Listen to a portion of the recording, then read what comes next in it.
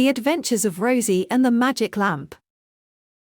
Once upon a time in a quaint little village, there lived a curious and imaginative girl named Rosie.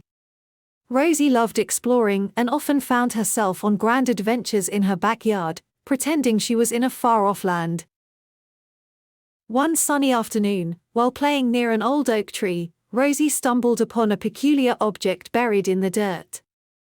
It was a small, ornate lamp with intricate designs carved into its sides.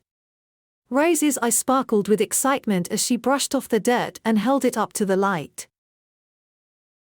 "I wonder if it's a magic lamp like in the stories," she thought. Without a second thought, she rubbed the lamp gently. To her amazement, a puff of colorful smoke emerged, and before her stood a friendly-looking genie. "Greetings, young adventurer," the genie said with a warm smile. "I am Jamil, the genie of this lamp. I can grant you 3 wishes." Rosie's heart raced with excitement. She had always dreamed of having magical adventures. "I wish for an adventure in a magical land," she declared eagerly. Jamil nodded, and with a snap of his fingers, Rosie found herself in a vibrant, enchanting forest. The trees were tall and their leaves shimmered with hues of gold and silver. Strange and wonderful creatures roamed around, and the air was filled with the sound of laughter and music.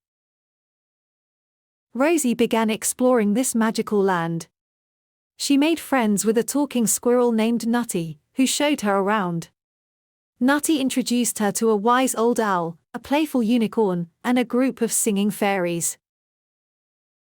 As Rosie enjoyed her adventure, she noticed a large, gloomy castle in the distance.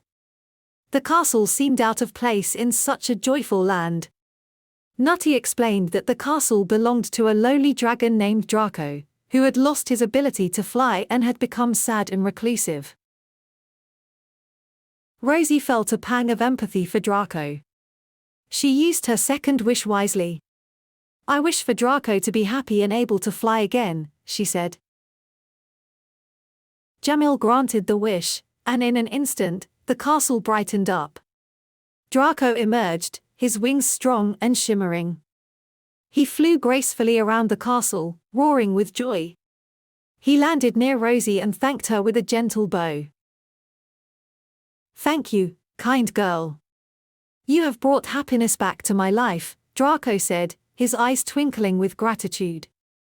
Rosie spent the rest of the day flying around the magical land on Drako's back, seeing sights she could never have imagined. As the sun began to set, she realized it was time to go home. For her final wish, Rosie said, "I wish to return home, but keep the memories of this wonderful adventure forever." Jamil nodded and, with a wave of his hand, transported Rosie back to her village, standing once again by the old oak tree.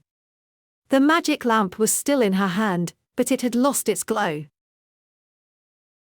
Rosie smiled, her heart full of joy.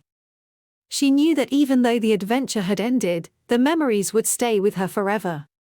As she climbed into bed that night, she dreamed of magical lands, friendly creatures, and the kindness that could change the world.